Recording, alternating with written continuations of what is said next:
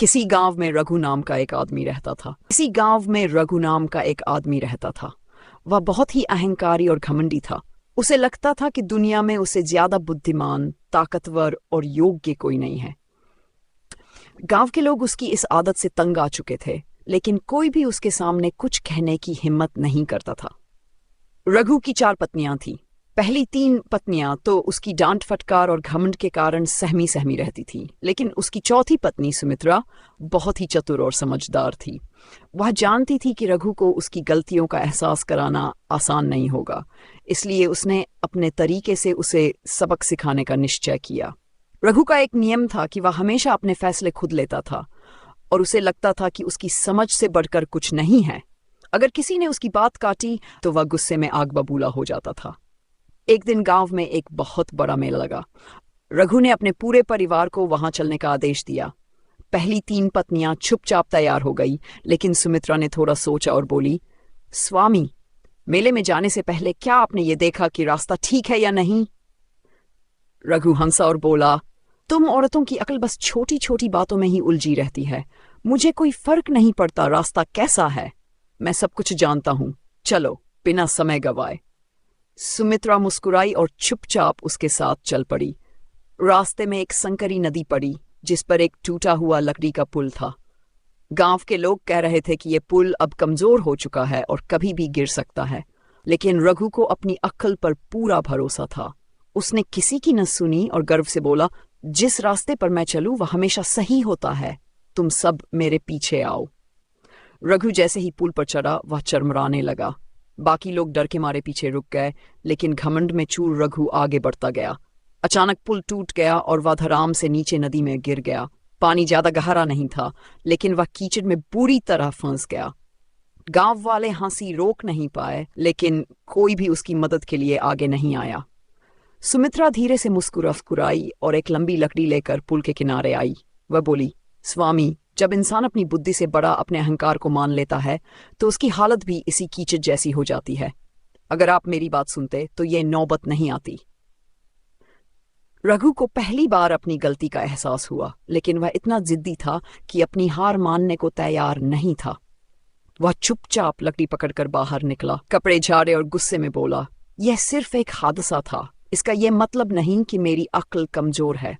सुमित्रा समझ गई कि एक बार की हार से उसका घमंड नहीं टूटेगा। उसने मन ही मन ठान लिया कि धीरे धीरे उसे ऐसा सबक सिखाएगी कि वह अपनी सोच बदलने पर मजबूर हो जाए। रघु के अहंकार को हल्का सा झटका तो लगा, लेकिन उसकी घमंड भरी आदतें अब भी वैसी की वैसी थीं। गांव के लोग जानते थे कि वह अपनी गलती कभी स्वीकार नहीं करेगा, इसलिए किसी ने उसे कुछ नहीं कहा। लेकिन सुमित्रा चुप नहीं बैठी। उसने ठान लिया था कि धीरे धीरे उसे ऐसा सबक सिखाएगी कि वह खुद ही अपनी गलतियों को समझे। कुछ दिन बाद गांव में अकाल की स्थिति बन गई। बारिश नहीं हुई थी, कुएं सूख रहे थे और फसलें भी मुरझाने लगी थीं। गांव के लोग चिंतित थे कि अगर जल्दी कुछ नहीं किया गया तो अनाज का संकट खड़ा हो जाएगा। पंचायत बैठी और सबने मिलकर यह तय किया कि पानी की व्यवस्था करनी होगी। रघु हमेशा की तरह अपनी अक्ल पर घमंड करता हुआ बोला, मुझे किसी की राय की जरूरत नहीं, मैं सबसे समझदार हूं, मेरे पास इसका हल है। गांव वालों ने उससे पूछा, क्या हल है? रघु गर्व से बोला, गांव के पास जो पुराना तालाब है, हम वहीं से पानी निकाल सकते हैं। गांव के बुजुर्गों ने समझाया, लेकिन वह तालाब तो अब सूख चुका है। रघु ने हंसते हुए कहा, तुम लोग कुछ नहीं जानते, मैं कह रहा हूं तो जरूर वहां पानी होगा। सुमित्रा चुपचाप सब सुन रही थी। उसने मन में एक योजना बनाई। वह बोली, स्वामी, अगर आप कहते हैं कि तालाब में पानी है तो हम सभी वहां चलकर देख सकते हैं। रघु तुरंत तैयार हो गया और गांव के लोग भी उसके पीछे चल पड़े। जब वे तालाब पर पहुंचे तो वहां बस सूखी मिट्टी थी, कहीं पानी का नामो निशान तक नहीं था। लेकिन रघु इतनी जल्दी हार मानने वालों में से नहीं था। उसने गांव वालों से कहा, मैं जानता हूं कि यहाँ पानी है, बस थोड़ी खुदाई करनी होगी। गांव वाले असमंजस में पड़ गए। खुदाई करने में मेहनत तो थी, लेकिन कोई भी रघु की बात काटने की हिम्मत नहीं कर पा रहा था। तभी सुमित्रा आगे आई और बोली, स्वामी, आप इतने जानी हैं, क्या ये बेहतर नहीं होगा कि हम पहले ये देख लें कि कौन कौन से स्थान खुदाई करने से पानी मिल सकता है? रघु ने उसकी बात सुनी, लेकिन अपने घमंड में मुस्कुराया और बोला, तुम औरतों को ज्यादा सोचने की आदत होती है। मैं जहां कह रहा हूं वहीं खुदाई करो। गांव के लोग मजबूरन खुदाई करने लगे। कई घंटे बीत गए लेकिन पानी नहीं निकला। सब थक गए और निराश होकर बैठ गए। रघु का चेहरा गुस्से से तमतमा रहा था, लेकिन वह अपनी गलती मानने को तैयार नहीं था। तभी सुमित्रा ने कहा, स्वामी, क्या अब आप मेरी बात सुनेंगे? रघु ने झुंझलाकर कहा, बोलो। सुमित्रा मुस्कुराई और गांव के सबसे बुजुर्ग व्यक्ति की ओर इशारा किया। यह गांव के सबसे अनुभवी व्यक्ति हैं। इन्होंने जीवन भर यहाँ खेती की है और जल स्रोतों की जानकारी रखते हैं। क्यों ना हम इनसे पूछ लें कि खुदाई कहाँ करनी चाहिए? गांव के बुजुर्ग व्यक्ति ने एक और इशारा किया और कहा, अगर पानी कहीं मिल सकता है तो वह उस तरफ होगा। गांव वालों ने वहां खुदाई शुरू की और कुछ ही देर में पानी की एक छोटी धारा बह निकली। सभी खुशी से झूम उठे। रघु चुपचाप खड़ा देखता रहा। उसे महसूस हुआ कि अगर उसने पहले ही अनुभवी लोगों की बात सुनी होती तो इतनी मेहनत बेकार नहीं जाती। सुमित्रा ने बिना कुछ कहे उसकी ओर देखा और मुस्कुराई। रघु को पहली बार ऐसा लगा कि शायद वह हमेशा सही नहीं होता, लेकिन उसका अहंकार अब भी पूरी तरह टूटा नहीं था। सुमित्रा जानती थी कि उसे पूरी तरह बदलने के लिए अभी और प्रयास करने होंगे। अकाल के बाद गांव में धीरे धीरे हालात सुधरने लगे, लेकिन रघु के घमंड में कोई खास बदलाव नहीं आया था। हाँ, अब वह सुमित्रा की बातों पर थोड़ा ध्यान देने लगा था, लेकिन फिर भी उसे लगता था कि उसकी बुद्धि सबसे ऊंची है। सुमित्रा समझ चुकी थी कि जब तक वह खुद किसी बड़ी परेशानी में नहीं फंसेगा, तब तक उसका अहंकार पूरी तरह नहीं टूटेगा। कुछ समय बाद गांव में एक व्यापारी आया जो दूर दूर के गांवों में जाकर व्यापार करता था। उसके पास अनोखी चीजें थी, कीमती कपड़े, आभूषण, मसाले और जड़ी बूटियां। गांव के लोग उत्सुक थे, लेकिन व्यापारी का सामान महंगा था। लोग सोच समझकर ही खरीदारी रहे थे। रघु ने जब उस व्यापारी को देखा तो उसके भीतर दिखावे की इच्छा जाग उठी। वह चाहता था कि गांव में उसकी अमीरी और ताकत का डंका बजे। उसने बिना कुछ सोचे समझे व्यापारी से बहुत सारे महंगे कपड़े, सोने चांदी के गहने और मसाले खरीद लिए। सुमित्रा ने उसे रोकने की कोशिश की। स्वामी, इतनी जल्दी कोई बड़ा सौदा नहीं करना चाहिए। पहले देखिए ये व्यापारी कितना भरोसेमंद है। लेकिन रघु को ये बात नागवार गुजरी। वह हंसकर बोला, मुझे व्यापार की समझ है, तुम्हें नहीं। तुम औरतों का काम रसोई तक सीमित है, व्यापार के मामलों में मत पड़ो। सुमित्रा चुप रह गई। वह जानती थी कि अब रघु को सबक सिखाने का समय आ गया है। उसने चुपचाप व्यापारी के एक नौकर से बातचीत की और उसकी असली सच्चाई जान ली। व्यापारी एक धोखेबाज था। वह नकली सोने के गहने या मिलावटी मसाले और घटिया कपड़े बेचता था। लेकिन रघु को अपनी अक्ल पर इतना घमंड था कि उसने बिना जांचे परखे ही सारा सामान खरीद लिया। व्यापारी ने सौदा पूरा होते ही रातों रात गांव छोड़ दिया। अगले ही दिन जब सुमित्रा ने गहनों को कसाई के चाकू से घिसा तो उनका रंग उतरने लगा। मसालों को पानी में मिलाया तो उनका रंग अलग हो गया। कपड़े पानी में डालते ही खराब हो गए। गांव के लोग हंसने लगे। अरे रघु, तुम तो कहते थे कि तुम्हारी अक्ल सबसे तेज है। देखो, व्यापारी ने तुम्हें ठग लिया। रघु का चेहरा गुस्से और शर्म से लाल हो गया, लेकिन वह अब भी अपनी गलती मानने को तैयार नहीं था। वह बोला, मुझे धोखा दिया गया है। मैं इस व्यापारी को ढूंढकर उसे सबक सिखाऊंगा। सुमित्रा ने शांत स्वर में कहा, स्वामी, अगर आपने मेरी बात सुनी होती तो ये दिन देखना पड़ता। व्यापार में सिर्फ घमंड नहीं, समझदारी भी जरूरी होती है। रघु पहली बार निरुत्तर हो गया। वह कुछ नहीं बोला, बस जमीन की ओर देखता रहा। उसका घमंड थोड़ा और चकनाचूर हो चुका था, लेकिन अभी भी पूरी तरह नहीं टूटा था। सुमित्रा जानती थी कि उसे बदलने के लिए अभी एक और बड़ा सबक देना बाकी था। व्यापारी के धोखे के बाद रघु कुछ समय तक चुपचाप रहा, लेकिन उसके घमंड की जड़ें गहरी थीं। उसने अपनी गलती को स्वीकार करने के बजाय खुद को तसल्ली दी कि अगली बार वह ज्यादा सावधानी से सौदा करेगा। सुमित्रा ने देखा कि रघु के भीतर बदलाव की हल्की सी शुरुआत हुई है, लेकिन अभी उसे पूरी तरह समझदार बनाने के लिए और कुछ करना होगा। कुछ महीनों बाद गांव में एक बड़ी समस्या खड़ी हो गई। गांव के बाहरी इलाके में एक पुराना कुआं था जो धीरे धीरे कमजोर हो चुका था। एक दिन अचानक कुएं की दीवार रह गई और गांव के कुछ जानवर उसमें गिर गए। ये खबर पूरे गांव में फैल गई और लोग डर गए कि कहीं कोई इंसान उसमें न गिर जाए। पंचायत ने तय किया कि कुएं की मरम्मत कराई जानी चाहिए, लेकिन इसके लिए एक अच्छे कारीगर की जरूरत थी। गांव में चर्चा होने लगी कि किससे सलाह ली जाए। तभी रघु हमेशा की तरह अपने घमंड में बोला, मुझे किसी कारीगर की जरूरत नहीं, मैं खुद इस काम को देख सकता हूँ। मेरी अक्ल और ताकत से बढ़कर कोई नहीं। मैं खुद कुएं की मरम्मत करूंगा और दिखाऊंगा कि मैं कितना काबिल हूं। गांव वाले असमंजस में थे, लेकिन कोई भी उसके अहंकार के आगे कुछ नहीं बोल पाया। सुमित्रा ने देखा कि यह मौका बिल्कुल सही था। उसने कुछ नहीं कहा और बस मुस्कुराकर उसकी बात मान ली। अगले दिन रघु कुएं की मरम्मत करने के लिए कुछ मजदूरों को लेकर वहां पहुंचा। उसने मजदूरों को बिना किसी योजना के काम करने का आदेश दिया। वह खुद भी बड़े बड़े पत्थर उठाने लगा और कुएं में डालने लगा ताकि दीवार दोबारा मजबूत बनाई जा सके।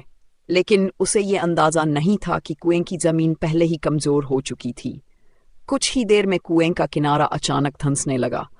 मजदूरों ने शोर मचाया, रघु बाबू हट जाइए, कुआं और गिर सकता है। लेकिन रघु को अपनी ताकत और अक्ल पर इतना घमंड था कि उसने किसी की नहीं सुनी। उसने और तेजी से पत्थर डालना शुरू कर दिया। तभी अचानक मिट्टी का एक बड़ा हिस्सा खिसक गया और रघु खुद कुएं में गिर गया। गांव वाले घबरा गए। कुछ लोग दौड़कर रस्सी लाने लगे, जबकि कुछ ने जल्दी से कुएं के अंदर झांका। रघु नीचे गिरकर कीचड़ और पानी में फंस गया था। वह जोर जोर से चिल्ला रहा था, मुझे बाहर निकालो। सुमित्रा धीरे धीरे कुएं के पास आई। उसने ऊपर से झांका और शांत स्वर में कहा, स्वामी, जब कोई बिना सोचे समझे काम करता है तो वह खुद ही गड्ढे में गिर जाता है। आपने हमेशा अपनी अक्ल को सबसे बड़ा समझा, लेकिन देखिए आज आपकी यही अक्ल आपको कुएं में ले आई है। रघु को पहली बार महसूस हुआ कि उसने बिना सोचे समझे ही अपने आप को मुसीबत में डाल दिया है। उसने गांव वालों की मदद के बिना खुद को सबसे काबिल साबित करने की कोशिश की थी, लेकिन अब वही गांव वाले उसकी जान बचाने की कोशिश कर रहे थे। कुछ देर बाद गांव के लोग रस्सी लेकर आए और रघु को बाहर निकाला। वह सिर झुकाए खड़ा था। उसके कपड़े कीचड़ से सने हुए थे और घुटनों में चोट लगी थी। वह कुछ नहीं बोल पाया। गांव वाले उसे देख रहे थे, लेकिन इस बार कोई भी उस पर हंस नहीं रहा था। सब चुप थे, मानो ये देखना चाहते हो कि क्या वह अब अपनी गलती समझ पाया है। सुमित्रा धीरे से उसके पास आई और कहा, स्वामी, जब तक हम ये नहीं समझेंगे कि हर समस्या को हल करने के लिए अकेली अक्ल या ताकत काफी नहीं होती, तब तक हम बार बार गड्ढों में गिरते रहेंगे। रघु ने पहली बार सिर झुकाया और धीरे से कहा, मैं समझ गया सुमित्रा। उसके शब्दों में पहली बार अहंकार की जगह विनम्रता थी। सुमित्रा ने देखा कि आखिरकार उसका घमंड टूटने लगा था, लेकिन क्या यह बदलाव स्थायी होगा? वह जानती थी कि यह समय ही बताएगा। रघु अब पहले जैसा घमंडी नहीं रहा था, लेकिन उसकी आदतें पूरी तरह बदली नहीं थीं। वह दिखाने के लिए विनम्रता तो बरतने लगा था, लेकिन भीतर से अब भी उसे लगता था कि वह दूसरों से ज्यादा बुद्धिमान है। सुमित्रा ने समझ लिया कि बदलाव आया जरूर है, लेकिन पूरी तरह नहीं। उसे अभी और सबक सिखाने की जरूरत थी।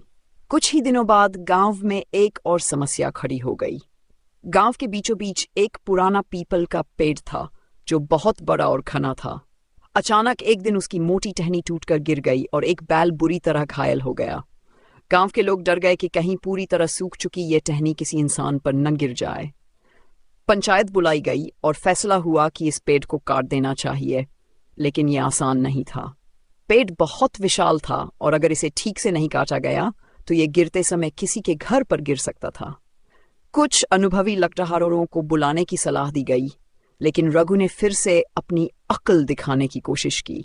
इतने बड़े पेड़ को काटने के लिए किसी बाहरी आदमी की जरूरत नहीं, मैं खुद इसे काट सकता हूं, उसने गर्व से कहा। गांव वाले असमंजस में थे, लेकिन कोई कुछ कह नहीं पाया। रघु ने कुल्हाड़ी उठाई और अकेले ही पेड़ काटने निकल पड़ा। सुमित्रा चुपचाप देख रही थी। उसे पता था कि यह पेड़ काटना इतना आसान नहीं होगा। रघु ने पेड़ के तने पर कुल्हाड़ी से वार करना शुरू कर दिया। कुछ घंटे बीत गए, लेकिन पेड़ पर ज्यादा असर नहीं हुआ। वह थकने लगा, हार मानने को तैयार नहीं था। आखिरकार उसने ज्यादा जोर से वार किया, जिससे पेड़ की जड़ें हिलने लगीं। तभी अचानक एक तेज हवा का झोंका आया और अथकटे पेड़ की एक और बड़ी टहनी तेजी से नीचे गिरने लगी। रघु को कुछ समझ में आता, इससे पहले ही वह टहनी उसके बेहद करीब आ गई। वह डर के मारे वहीं पर बैठ गया, लेकिन तभी सुमित्रा और कुछ गांव वालों ने दौड़कर उसे वहां से खींच लिया। टहनी ठीक उसी जगह आ गिरी जहां कुछ सेकंड पहले रघु खड़ा था। रघु का चेहरा पीला पड़ गया, वह कुछ बोल नहीं पाया। गांव वाले भी स्तब्ध थे। सुमित्रा ने धीरे से कहा, स्वामी, अगर आप किसी अनुभवी लकड़हारे को बुलाते तो यह हादसा नहीं होता। जब इंसान अपने घमंड में खुद को सबसे समझदार समझने लगता है तो कई बार उसकी जान पर बन आती है। रघु ने कोई जवाब नहीं दिया, वह बस चुपचाप वहां से चला गया। ये पहली बार था जब उसने बहस करने की कोशिश भी नहीं की। सुमित्रा जान गई कि अब उसका घमंड पूरी तरह टूट चुका था। अगले दिन रघु खुद पंचायत के पास गया और गांव के सबसे अच्छे लकड़हारों को बुलाने की सलाह दी।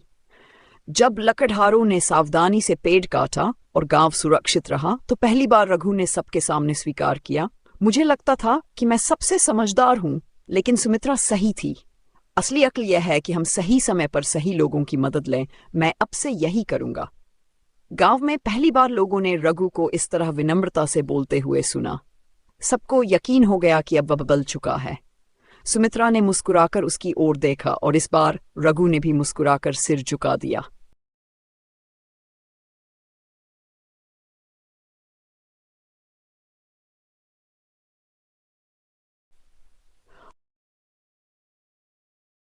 रघु के व्यवहार में बदलाव तो आ गया था, लेकिन सुमित्रा जानती थी कि किसी भी इंसान की आदतें एक दिन में नहीं बदलती।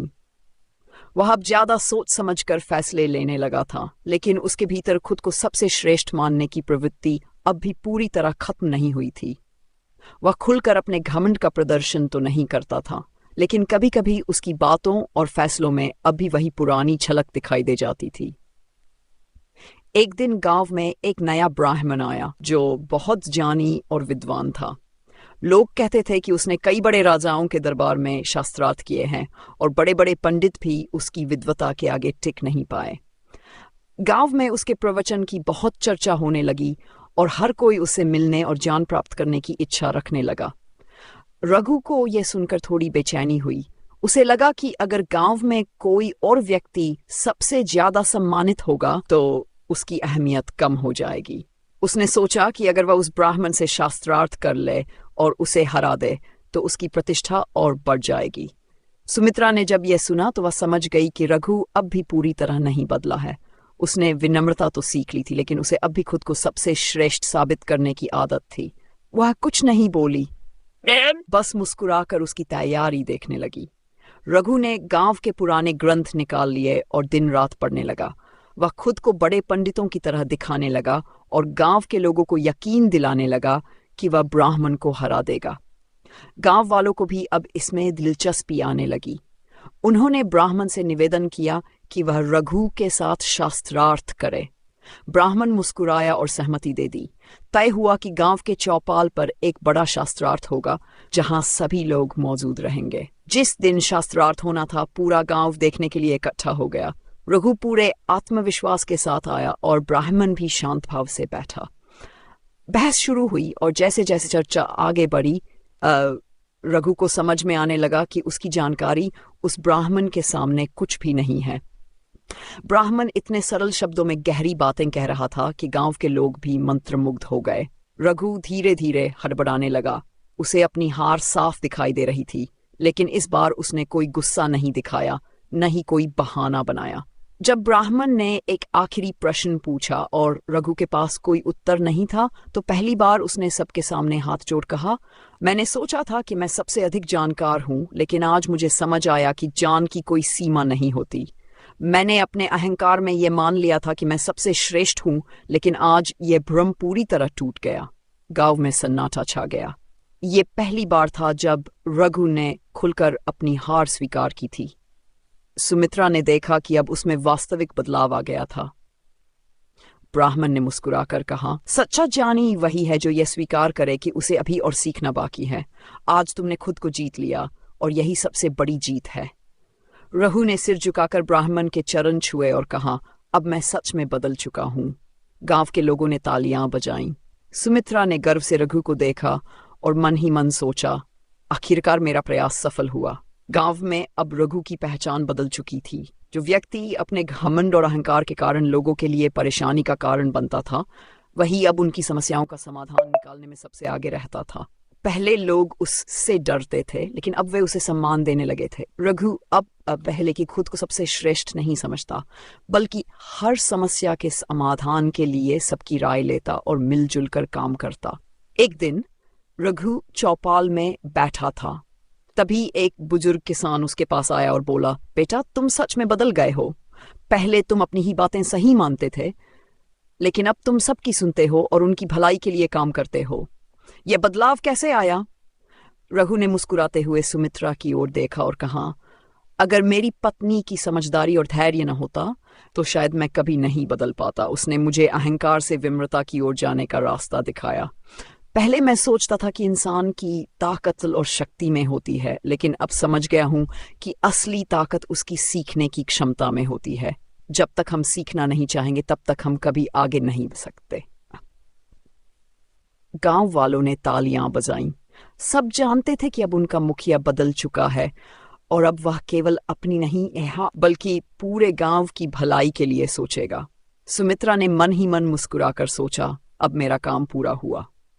दोस्तों, इस कहानी से हमें यह सीखने को मिलता है कि घमंड हमें केवल गिरावट की ओर ले जाता है, लेकिन अगर हम अपनी गलतियों को स्वीकार करके खुद को सुधारने की कोशिश करें तो हम सच्ची सफलता प्राप्त कर सकते हैं। असली बुद्धिमान वह नहीं होता जो खुद को सबसे श्रेष्ठ समझे, बल्कि वह होता है जो सबकी सुनकर, सबकी मदद करके और हर परिस्थिति से कुछ नया सीख कर आगे बढ़े। जीवन में कभी भी सीखना बंद मत कीजिए, क्योंकि सीखने वाला इंसान ही आगे बढ़ता है। अगर आपको ये कहानी पसंद आई हो तो इसे लाइक करें और अपने दोस्तों के साथ शेयर करें। ऐसी ही और प्रेरणादायक कहानियां पढ़ने के लिए हमारे चैनल को सब्सक्राइब करना न भूलें।